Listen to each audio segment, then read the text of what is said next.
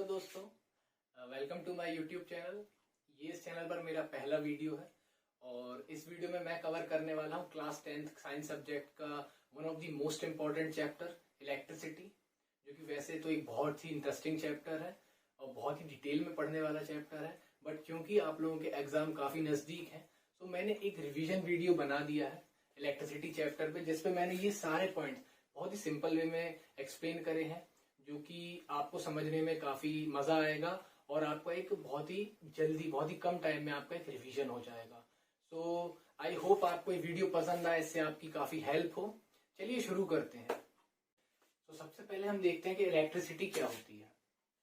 Electric current के पहले हमें जानना होगा कि इलेक्ट्रिसिटी क्या होती है। तो इलेक्ट्रिसिटी कुछ भी नहीं है, इलेक्ट्रिसिटी एक एनर्जी का फॉर्म है। Electricity is a form of energy जो कि प्रोड्यूस होती है due to flow of charges. जब भी चार्जेस फ्लो होते हैं, उन चार्जेस के फ्लो के कारण एक एनर्जी जो प्रोड्यूस हो रही है वो एनर्जी होती है इलेक्ट्रिसिटी और इलेक्ट्रिकल एनर्जी।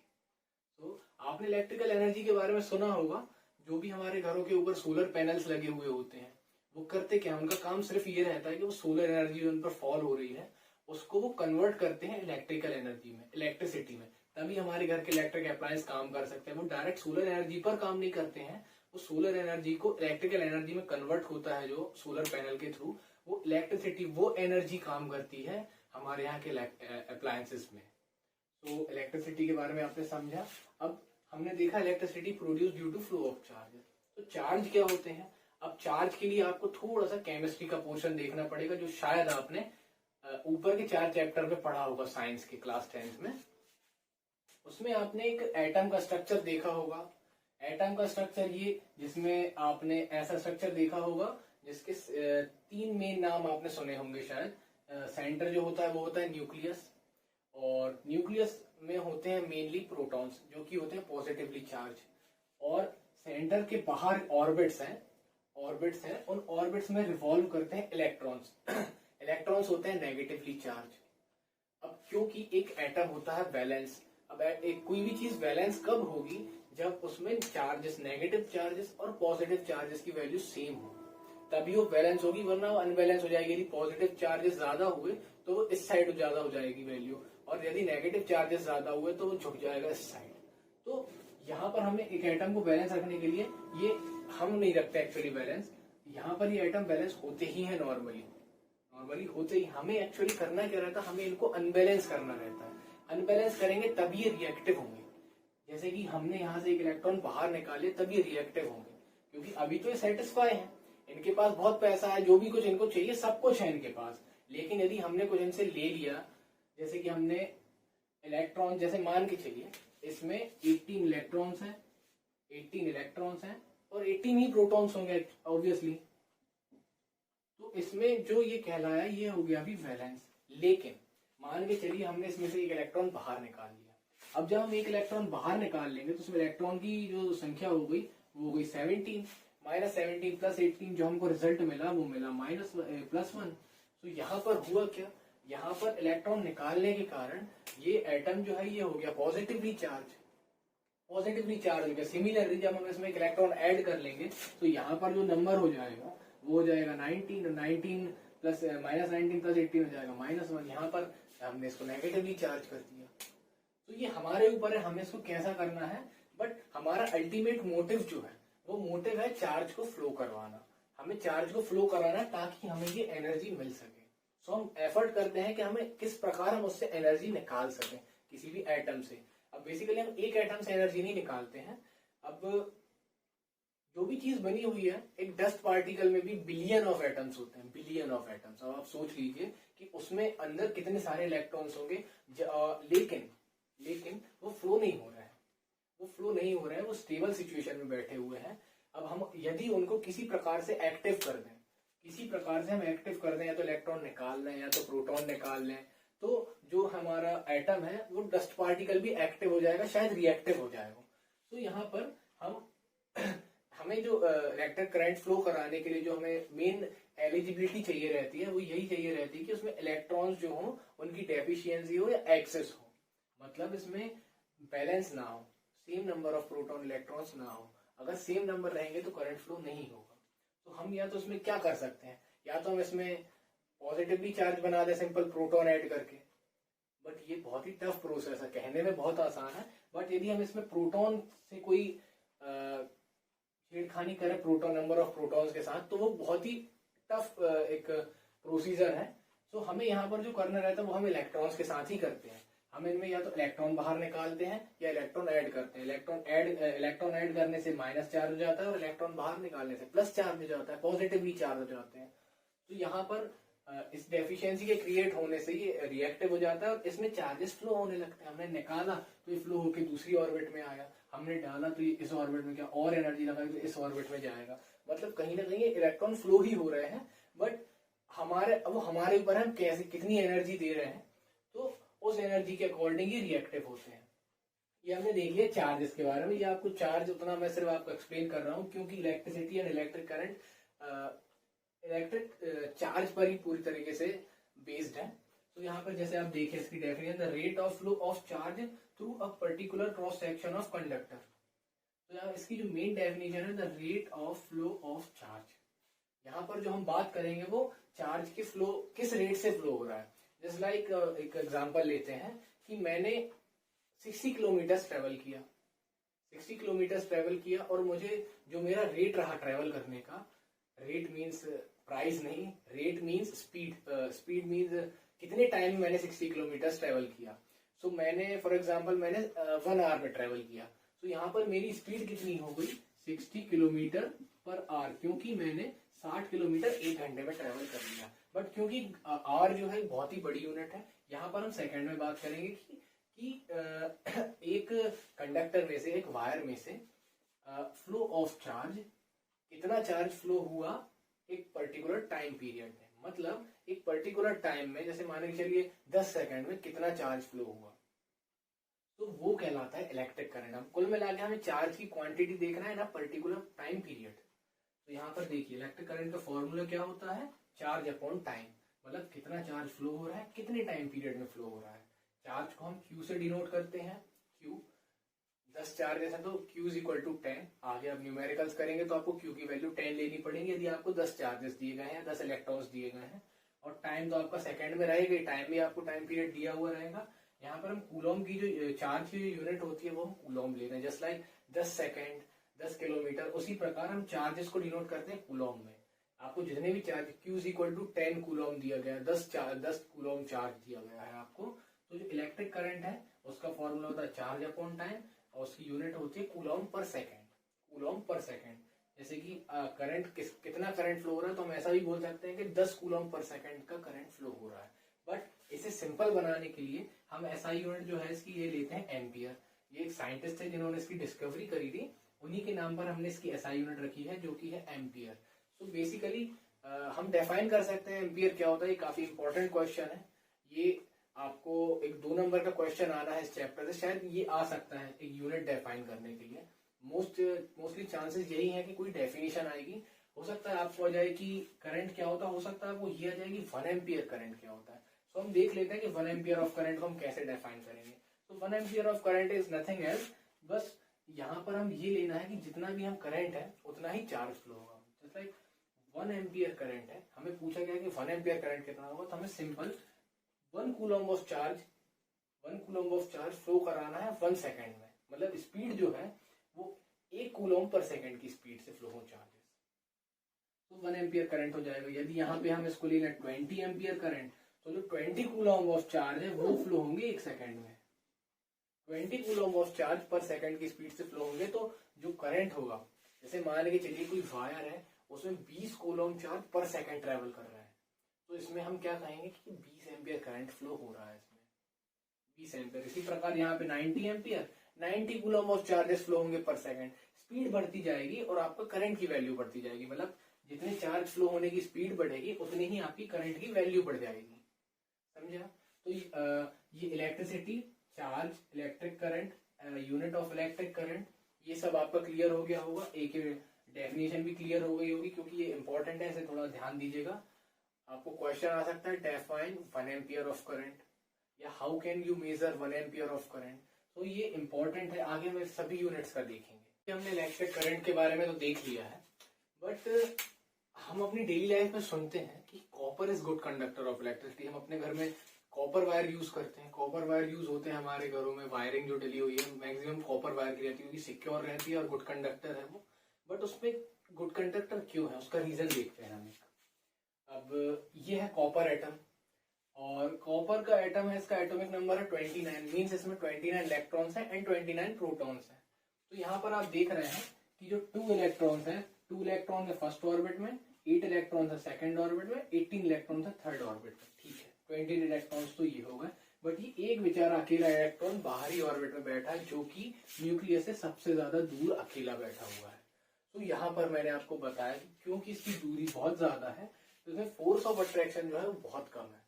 मतलब ये सबसे वीकली बाउंडेड है, समझ लीजिए आप। न्यूक्लियस से, न्यूक्लियस बाउंड करके रखता है इलेक्ट्रॉन, तभी ये बाहर नहीं जाते हैं, बट ये सबसे वीकली बाउंडेड है, तो ये बाहर निकलना इसका बहुत आसान है।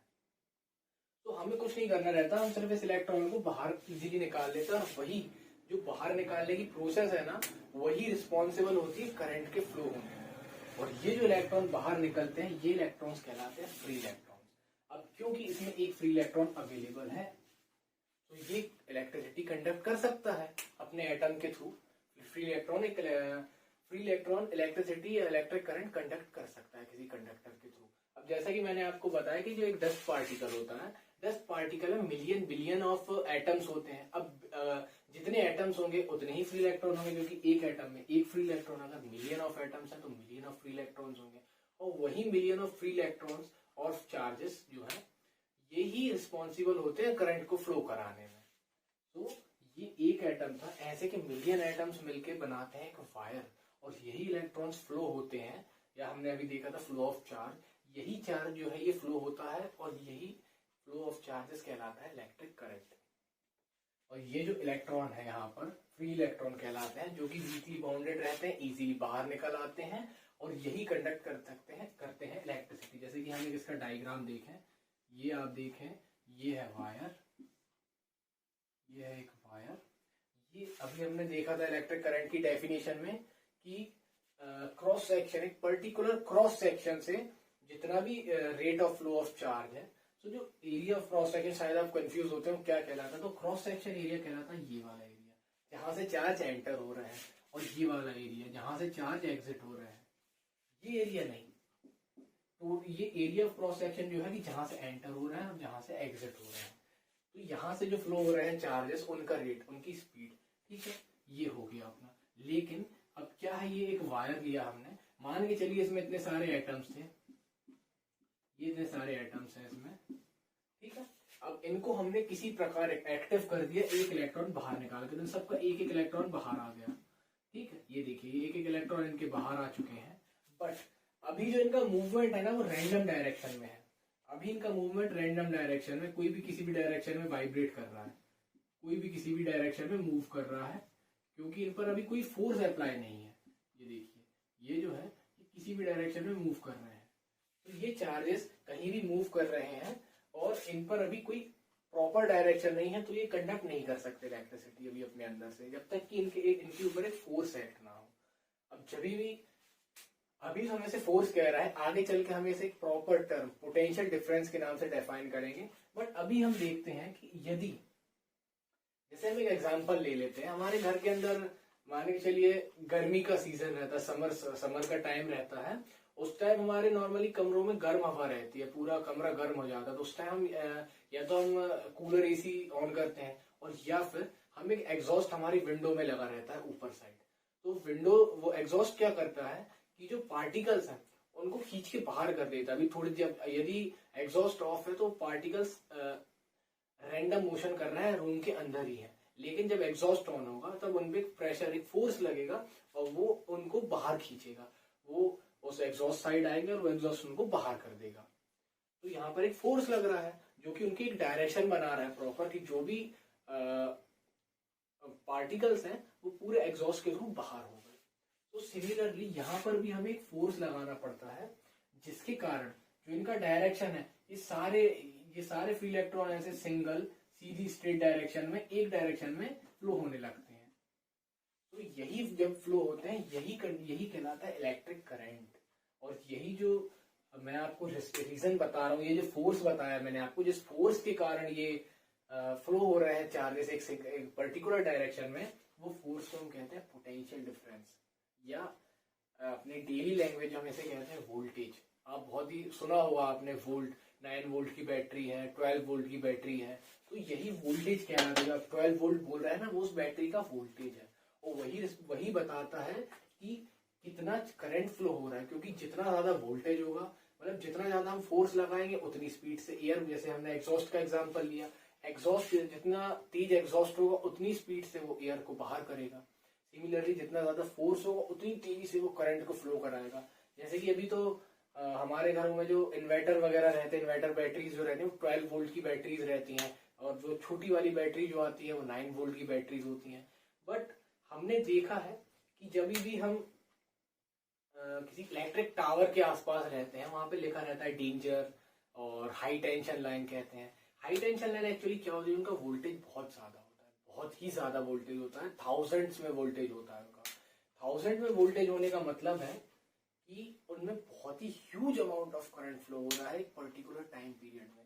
इसकी डेफिनेशन हम आगे देखेंगे, अभी तो मैं एज अ फोर्स आपको बता रहा हूँ कि इनकी एक पर्टिकुलर डायरेक्शन करने के लिए जो फोर्स अप्लाई होता है वो होता है पोटेंशियल डिफरेंस। और एक पॉइंट जरूर याद रखिएगा, ये शायद ऑब्जेक्टिव में आपसे पूछा जा सकता है कि इलेक्ट्रिक करंट फ्लो होने का मेन रीजन क्या होता है, प्रोटॉन्स, इलेक्ट्रॉन्स, न्यूट्रॉन्स और फ्री इलेक्ट्रॉन्स।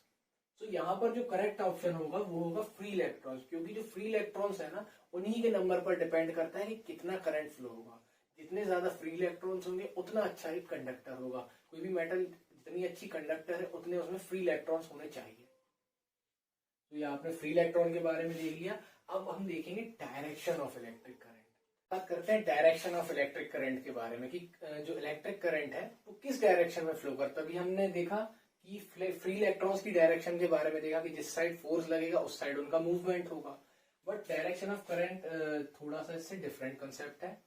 इसके लिए हमें जाना पड़ेगा समय में थोड़ा पहले, जब 17th सेंचुरी में बेंजामिन फ्रैंकलिन ने चार्जेस की डिस्कवरी करी थी, और उन्होंने डिस्कवरी के साथ ये बता दिया था कि जो करंट है वो चार्जेस के फ्लो होने के कारण ही फ्लो होता है, current produce due to flow of charges. ठीक है, उन्होंने एक कॉन्सेप्ट बता दिया था, और ऐसा माना जाता है कि करंट जो है वो हायर पोटेंशियल से लोअर पोटेंशियल में फ्लो होता है। जस्ट लाइक एक एग्जांपल देखिए आप, जैसे कि यहाँ पर वाटर है, वाटर यहाँ पर इसका वाटर का वॉल्यूम काफी ज्यादा है, यहाँ पर वाटर का वॉल्यूम बहुत कम है। तो यहाँ पर हमको समझ में आ रहा है कि वॉल्यूम ज्यादा है, इसका मतलब प्रेशर ज्यादा है, वाटर एक प्रेशर लगा रहा है। तो यहाँ से वाटर ऑब्वियसली इस साइड फ्लो होगा क्योंकि यहाँ पर प्रेशर कम है। और ये कब तक फ्लो होगा, ये जब तक फ्लो होगा जब तक दोनों तरफ लेवल सेम ना हो जाए। मान के चलिए ये लेवल यहाँ पर सेम होना हो जाए, तब तक ये फ्लो होता रहेगा, और जब ये दोनों सेम हो जाएंगे तब ये प्रोसेस रुक जाएगी, इक्विवेलेंस कंडीशन आ जाएगी। तो यहाँ पर ये जो हायर प्रेशर वाला जो वेसल जो मैंने बनाया था, इसे हम कह सकते हैं हाई पोटेंशियल। और ये जो वेसल था जिसमें कम वॉल्यूम था, ये हम कह सकते हैं लो पोटेंशियल। तो ये ऐसा कहा जाता है कि जो करंट है वो हायर पोटेंशियल से लोअर पोटेंशियल के साइड फ्लो होता है, और जो हायर पोटेंशियल से लोअर पोटेंशियल की साइड फ्लो होता है करंट, और जो हायर पोटेंशियल है वो पॉजिटिव टर्मिनल होता है। यहाँ पर एक सर्किट का डायग्राम बना के दिखाता हूँ आपको मैं।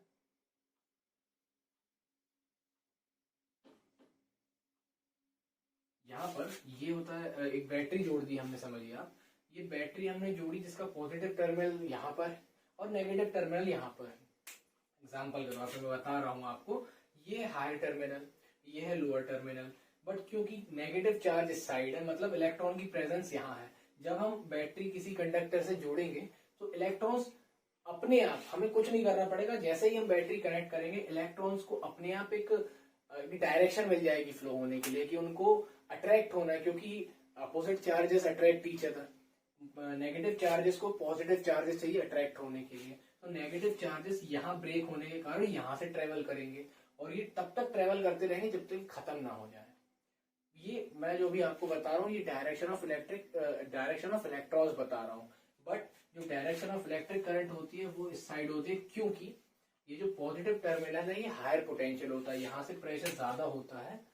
तो भले ही इलेक्ट्रॉन का डायरेक्शन इस साइड हो, लेकिन जो करंट फ्लो होगा वो opposite to the direction of flowing of electrons होता है, क्योंकि मैंने बताया आपको पॉजिटिव टर्मिनल जो है वो हायर पोटेंशियल है, हायर प्रेशर वाला एरिया है, और जो नेगेटिव टर्मिनल है वो लोअर पोटेंशियल है, लो प्रेशर वाला एरिया है। बट एक स्टेज ऐसी आती है कि जब यहाँ पर इलेक्ट्रॉन्स खत्म हो जाएंगे तो हमें एक एक्सटर्नल प्रेशर लगाना पड़ता है इलेक्ट्रॉन यहाँ वापस लाने, तभी ये प्रोसेस कंटिन्यू चलती रहती है कि इलेक्ट्रॉन यहाँ से निकले, पॉजिटिव टर्मिनल साइड अट्रैक्ट हुए, वापस से इलेक्ट्रॉन इधर आएंगे, उसके लिए हमें एक एक्सटर्नल एनर्जी लगानी पड़ती है। तो ये प्रोसेस कंटिन्यू चलती रहती है। और इस प्रकार हमने ये देख लिया यहाँ पर कि जो डायरेक्शन है, डायरेक्शन ऑफ इलेक्ट्रिक करंट है, वो हमेशा इलेक्ट्रॉन की फ्लोइंग डायरेक्शन के अपोजिट रहती है, डायरेक्शन ऑफ इलेक्ट्रिक करंट। तो अब हम देखेंगे electric potential and potential difference के बारे में। दोनों वैसे तो सेम दिख रहे होंगे आपको, सेम चीज ही है, बस एक छोटे से वर्ड के कारण इसमें थोड़ा सा डिफरेंस क्रिएट हो जाता है। तो इलेक्ट्रिक पोटेंशियल देखने के पहले हम देखेंगे पोटेंशियल डिफरेंस।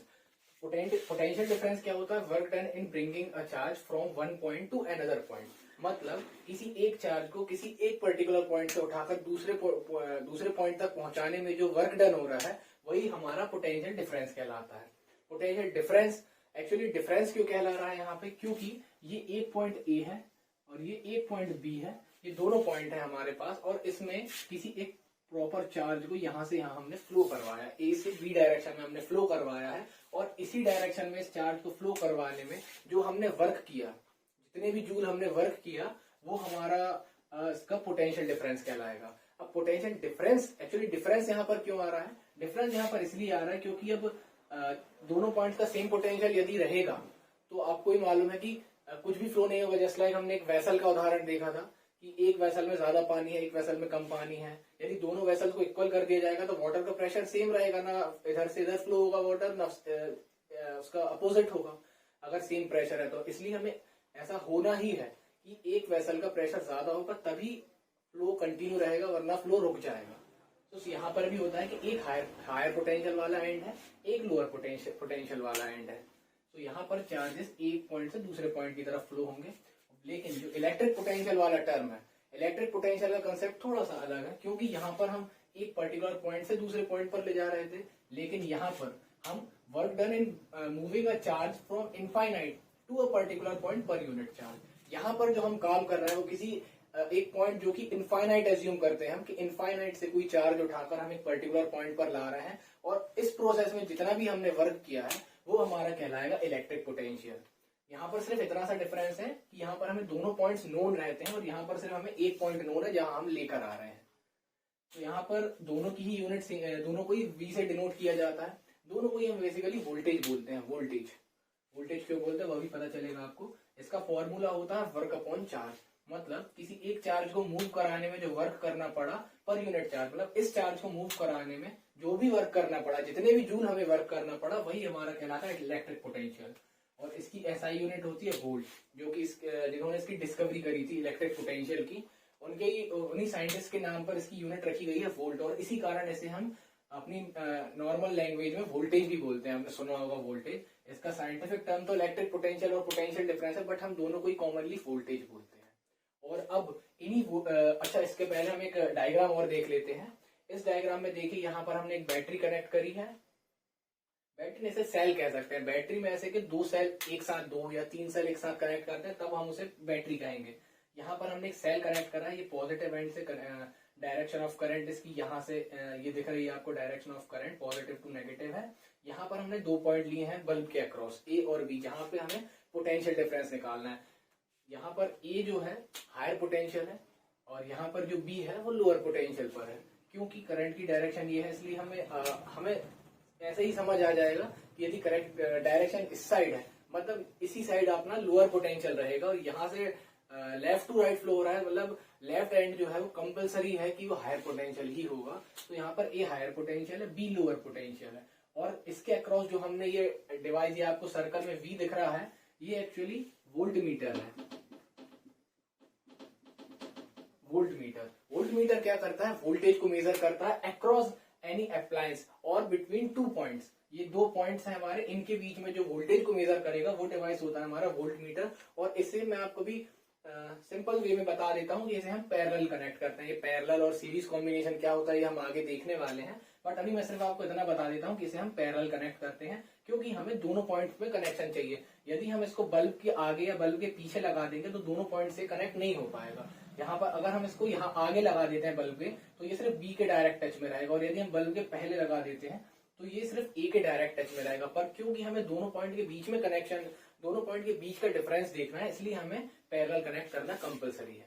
ठीक है, अब हम देखते हैं इसके आगे ओम्स लॉ, जो कि इस चैप्टर का काफी मेन कंसेप्ट है, और आपको 2 नंबर का क्वेश्चन आना हो सकता है कि ये प्रिंसिपल ही आ जाए आपको डिफाइन करने, और या तो फिर उसके बेस पर आपको न्यूमेरिकल्स भी आ सकते हैं।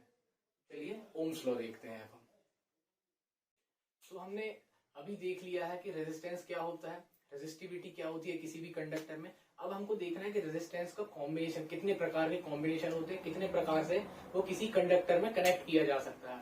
तो यहाँ पर आप देख रहे हैं कि रेजिस्टेंस को हम 2 अलग अलग तरीकों से कनेक्ट कर सकते हैं, एक पैरेलल कॉम्बिनेशन, या डायरेक्टली रेजिस्टेंस ना बोल के हम इन्हें इलेक्ट्रिक अप्लायंसेस बोल रहे हैं कि हम 3 इलेक्ट्रिक अप्लायंस जो भी है या 3 बल्ब हम समझे, तो तीनों बल्ब हमने पैरेलली कनेक्ट कर दें या हम उन्हें सीरीज में कनेक्ट कर सकते हैं। पैरेलल का मतलब ये 3 जो अप्लायंस देख रहे हैं आप, ये तीनों आपस में एक दूसरे के पैरेलल हैं। तो इसका मतलब ये नहीं है कि सिर्फ इनको पैरेलल रखना, जैसे कि ये रेजिस्टेंस है, ये नीचे आके ये यहाँ पे इसके पैरेलल आ गया, फिर ये यहाँ आके फिर पैरेलल हो गया, तो ये तीनों पैरेलल, ये पैरेलल कॉम्बिनेशन नहीं कहलाएगा। सिर्फ ये अरेंज है पैरेलली, बट कॉम्बिनेशन ये सीरीज ही रहेगा, क्योंकि इसका फर्स्ट टर्मिनल इसके सेकंड टर्मिनल से कनेक्ट है, फिर इसका फर्स्ट टर्मिनल इसके सेकंड टर्मिनल से कनेक्ट है, ये आपस में सिंपली कनेक्टेड है। बट यहाँ पे जो करंट इनका जो जॉइंट है, तीनों का फर्स्ट जो लेफ्ट साइड वाला, फॉर लेट से कि ये वाला टर्मिनल ए है और ये बी है,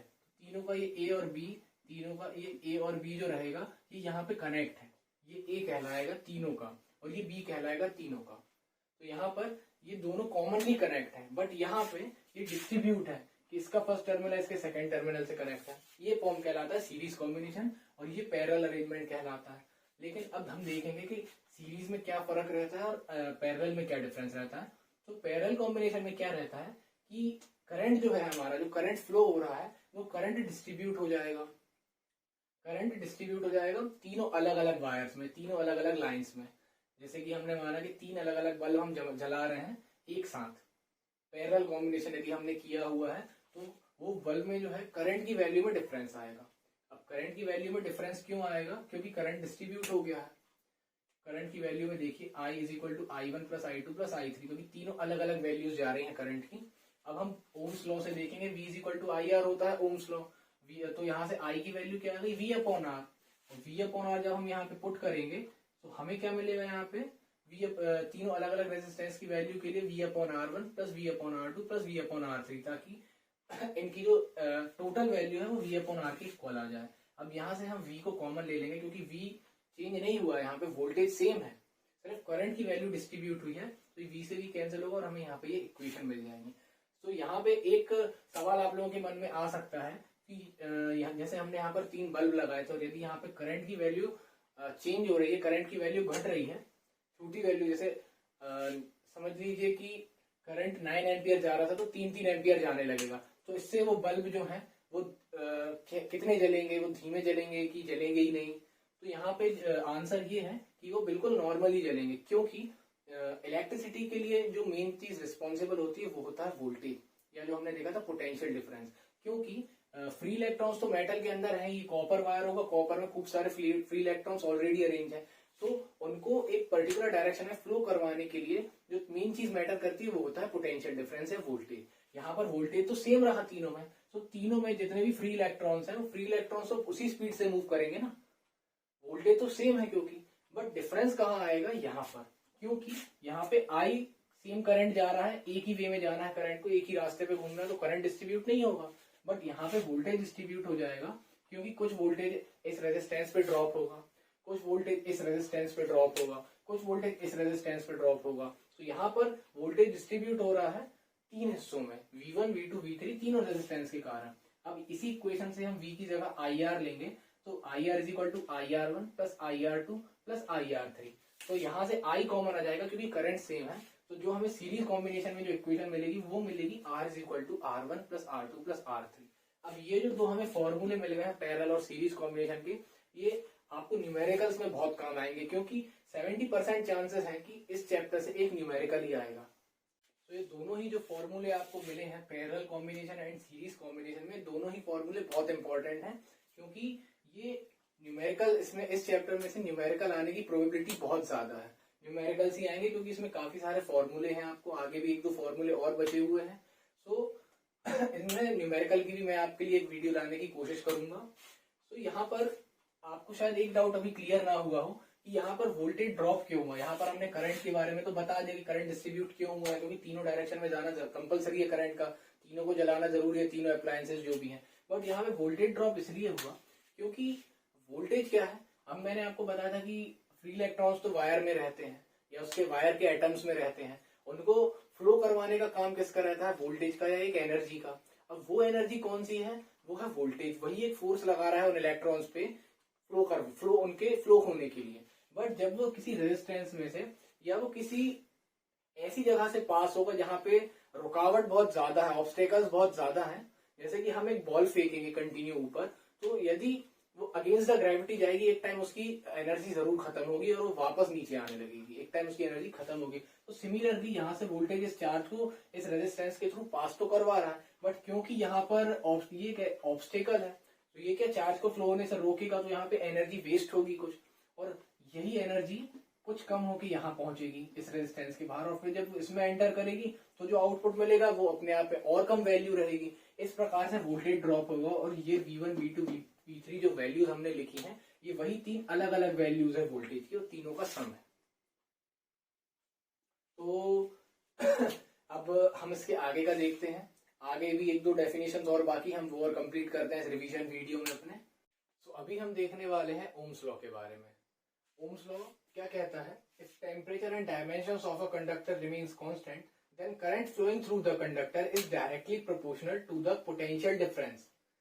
ये मतलब इसका क्या है कि यदि हम किसी भी कंडक्टर में टेम्परेचर और डायमेंशंस को चेंज ना करें, वो स्टेबल रहें, वो सेम रहें, तो जो उसके अंदर से जो करंट फ्लो हो रहा है, किसी भी कंडक्टर के अंदर से जो करंट फ्लो हो रहा है, वो डायरेक्टली प्रोपोर्शनल होगा उसके अक्रॉस वोल्टेज के या पोटेंशियल डिफरेंस के, जिसे हम लिखते हैं V is directly proportional to I। V is directly proportional to I। अब आपको मालूम है कि जब भी प्रोपोर्शनैलिटी का साइन हटता है तब एक कांस्टेंट ऐड हो जाता है। तो यहाँ पर जो कांस्टेंट ऐड हुआ है उसे हम R से डिनोट करते हैं। और जब अब हमारी इक्वेशन क्या बन गई, V is equal to r i, ऐसे हम V is equal to i r भी बोल सकते हैं। हम V is equal to i r के नाम से इसे ज्यादा जानते हैं। तो यहाँ पर R क्या है, R जो एक प्रॉपर्टी है वो कहलाती है रेजिस्टेंस। रेजिस्टेंस के बारे में हम अभी देखेंगे। It is the property of the conductor which opposes the flow of electric current. ये रेजिस्टेंस क्या होता है, किसी भी कंडक्टर की प्रॉपर्टी होती है। कंडक्टर मीन्स किसी भी वायर की प्रॉपर्टी होती है कि वो करंट को अपोज करता है। अपोज करने का मतलब है कि उसके अंदर से करंट फ्लो होगा तो रुकावट पैदा करेगा, वो फ्रिक्शन होगा, हीट रिलीज होगी। आप देखते होंगे कि कुछ वायर रहते हैं वो जल्दी गर्म हो जाते हैं। वो गर्म इसलिए होते हैं क्योंकि उनके अंदर से जो करंट फ्लो हो रहा है ना, उसके अंदर रेजिस्टेंस ज्यादा है, तो फ्रिक्शन ज्यादा हो रहा है। उस फ्रिक्शन के कारण एक हीट रिलीज हो रही है, मतलब जो हमारी इलेक्ट्रिक एनर्जी है वो यहाँ पर हीट एनर्जी में कन्वर्ट हो रही है। हीट एनर्जी में कन्वर्ट हो रही है और हमारा एनर्जी का लॉस हो रहा है यहाँ पर।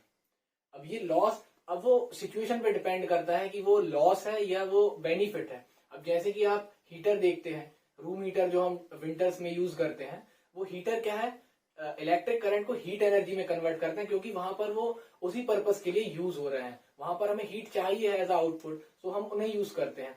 अब वहां पर क्या होता है, मैं आपको शॉर्ट में बता देता हूँ। वहां पर यही फंडा रहता है कि जो वायर्स यूज होते हैं, आप देखते हैं उसमें स्प्रिंग वाले वायर्स यूज होते हैं, उन वायर्स का जो रेजिस्टेंस रहता है वो बहुत हाई रहता है, बहुत ही हाई रहता है। और वो वायर एक्चुअली सिंपल वायर ना होके एलॉयज रहते हैं, मतलब 2-3 मेटल्स का कॉम्बिनेशन रहते हैं, ताकि वो जल्दी हीट भी नहीं होते, मतलब वो हीट जल्दी होते हैं पर मेल्ट नहीं होते हैं जल्दी, वो पिघलते नहीं है काफी हाई टेम्परेचर पे। तो उससे क्या है कि हमें बहुत ही तेज वाला हीटिंग इफेक्ट मिलता है देखने को। हीटिंग इफेक्ट रेजिस्टेंस ज्यादा होने के कारण मिलता है, जो कि रेजिस्टेंस के कारण मिलता है। तो यहाँ पर हमने देखा resistance is a property of conductor which opposes the flow of electric current. यहाँ पर इसकी एसआई यूनिट होती है रेजिस्टेंस की ओम। ओम क्योंकि साइंटिस्ट जॉर्ज ओम जिन्होंने ये लॉ दिया था, उनकी ही डिस्कवरी में रेजिस्टेंस की डिस्कवरी हुई थी।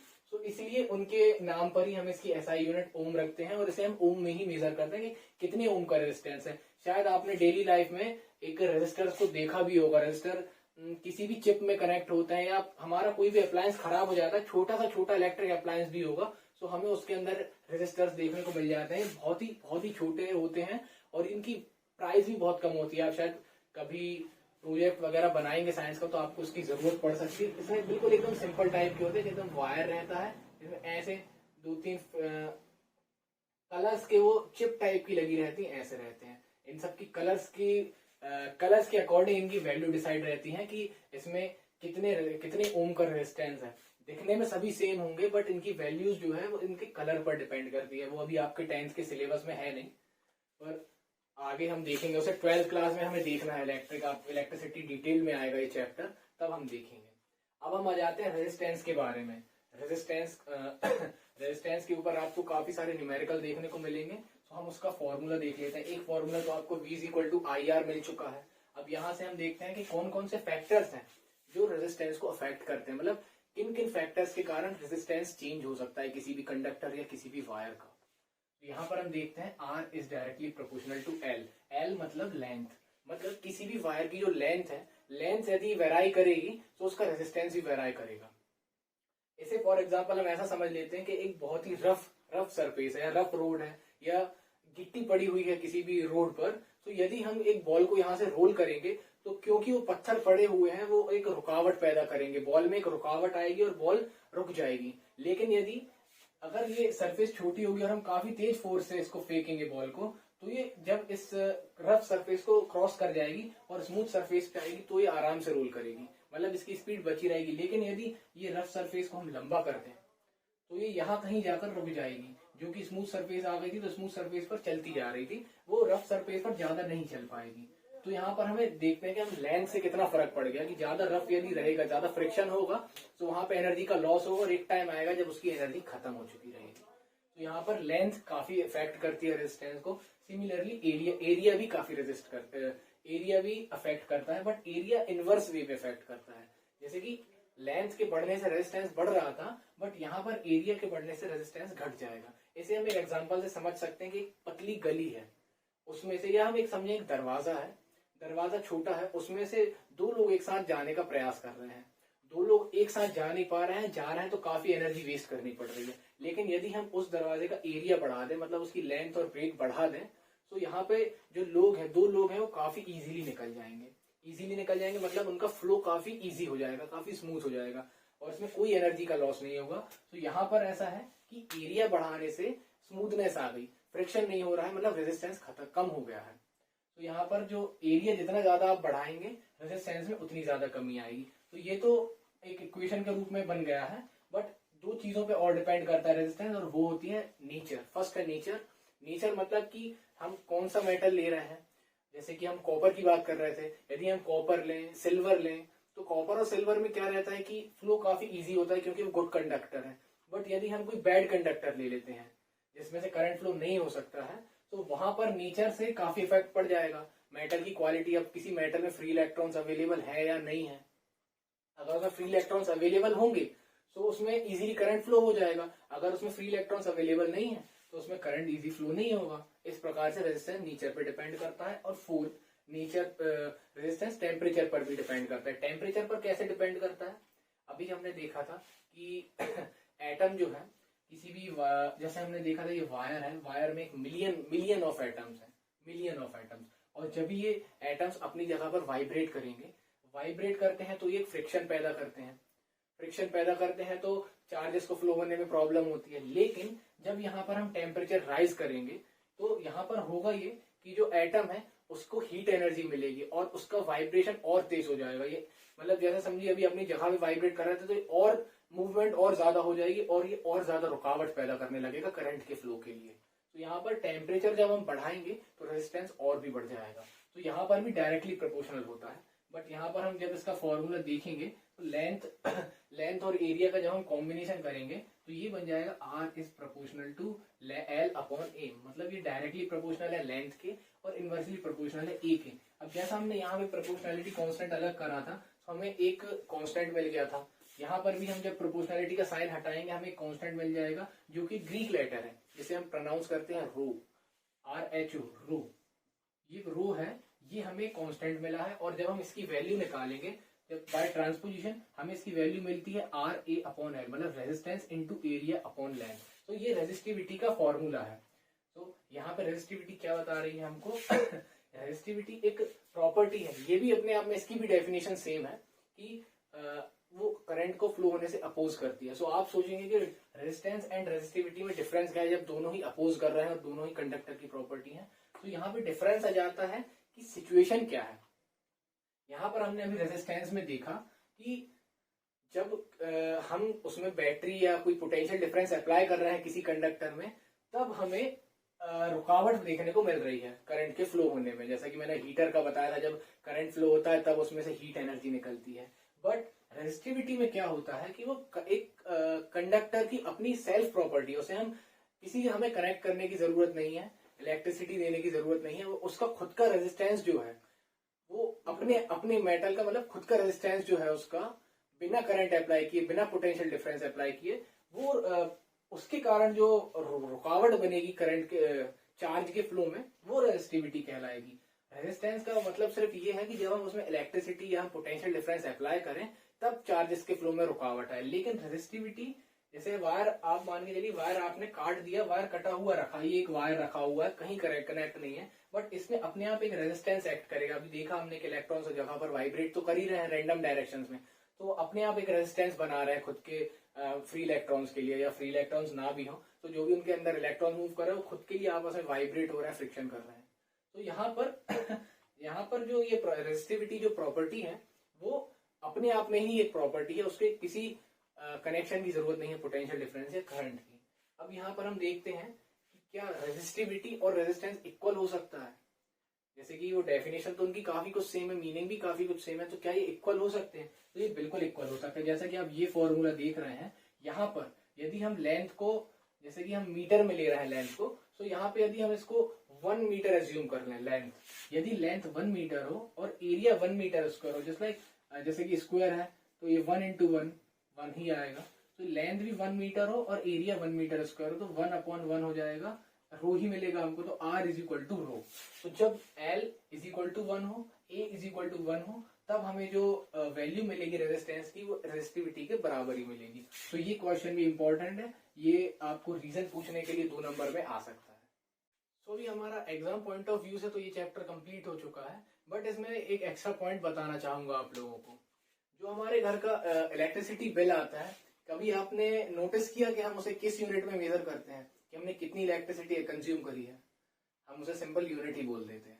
जैसे इलेक्ट्रिसिटी बिल आया तो हम उसमें क्या देखते हैं कि यार 9 यूनिट आया है, 100 यूनिट आया है, 100 यूनिट इलेक्ट्रिसिटी कंज्यूम करी, बट वो यूनिट एक्चुअली है क्या?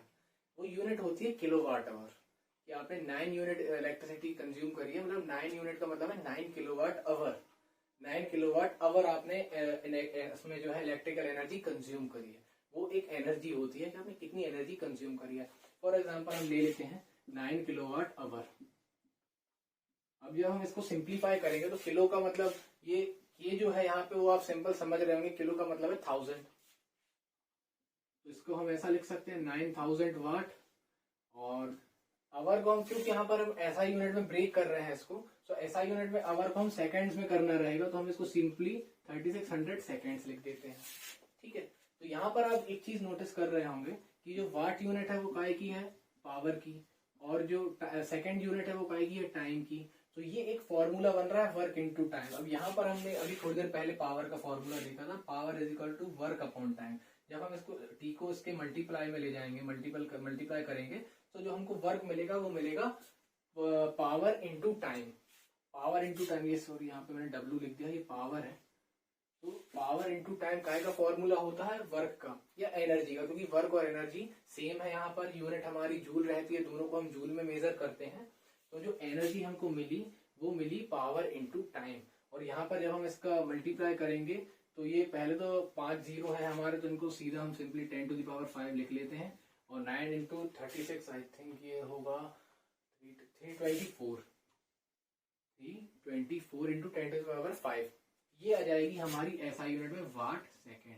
और यदि हम इसका डेसिमल इस साइड यहाँ पर शिफ्ट कर दें 3.24 यदि हम इसको कर दें तो जो हमारी SI यूनिट में जो एनर्जी आएगी कि हमने कितनी कंज्यूम करी वो आएगी 3.24 इंटू 10⁷ वाट सेकेंड आएगी हमारी। और एक हमने एक यूनिट और देखी है पावर की, वो है हॉर्स पावर।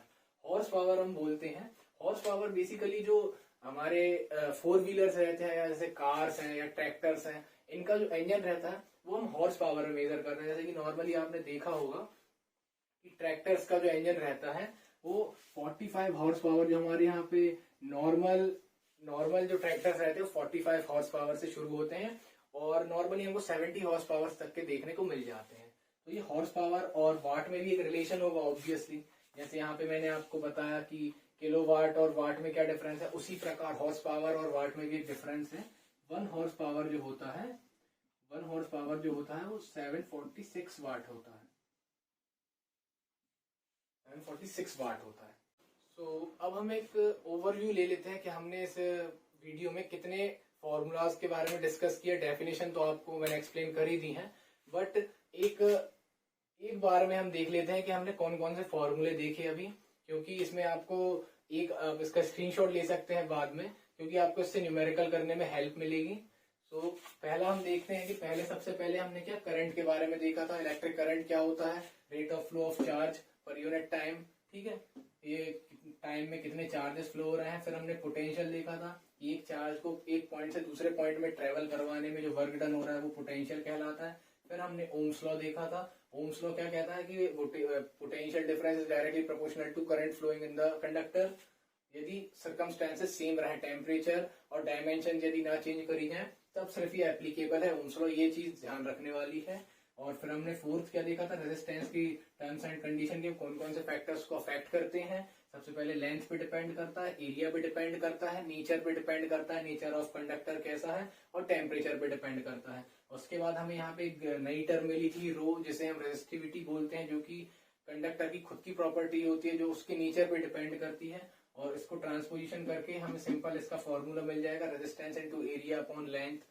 फिर हमने देखा था कि रेजिस्टेंस कैसे कैसे हम किन किन कॉम्बिनेशन में लगा सकते हैं किसी कंडक्टर के अंदर। तो एक कॉम्बिनेशन होता है पैरेलल कॉम्बिनेशन, सेकंड कॉम्बिनेशन होता है सीरीज कॉम्बिनेशन। फिर उसके बाद हमने देखा पावर, कि किसी भी इलेक्ट्रिक अप्लायंस की पावर कैसे निकालने। तो इसके 4 फॉर्मूले हैं। पहला है कि जो वर्क हमने कर रहे हैं, हमने कितना वर्क किया, कितनी एनर्जी कोई इलेक्ट्रिक अप्लायंस कितनी एनर्जी कंज्यूम कर रहा है, कितना वर्क कर रहा है एक पर्टिकुलर टाइम में। दूसरा फॉर्मूला, हम इसको वैल्यूज चेंज कर देते हैं।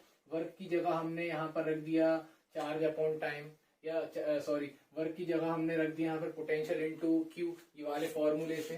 Work is equal to v into q, यहाँ पर वैल्यू रखी, हमको ये फॉर्मूला मिल गया। फिर ये क्यू अपॉन टी, हमने यहाँ इलेक्ट्रिक करंट की वैल्यू उठा दी, वी इंटू आई हमको मिल गया फॉर्मूला। और जब v की जगह हम आई आर रख देंगे तो आई स्क्वायर आर मिल जाएगा। मतलब पावर के हमको 4 फॉर्मूले मिले हैं।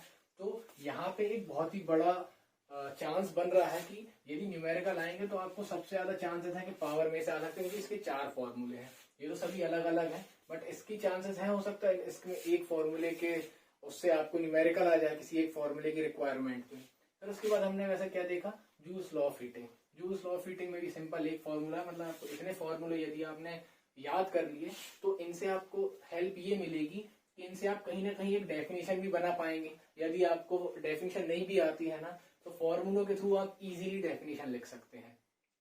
और दूसरा ये कि आप ये ऑब्जेक्टिव्स में से भी आ सकते हैं। और तीसरी चीज ये कि ये आपको न्यूमेरिकल में तो हेल्प करेंगे, न्यूमेरिकल आपसे कंप्लीटली बन जाएंगे यदि आपको ये फॉर्मूले और इनके अंदर के कंसेप्ट इजीली समझ में आ गए हैं। तो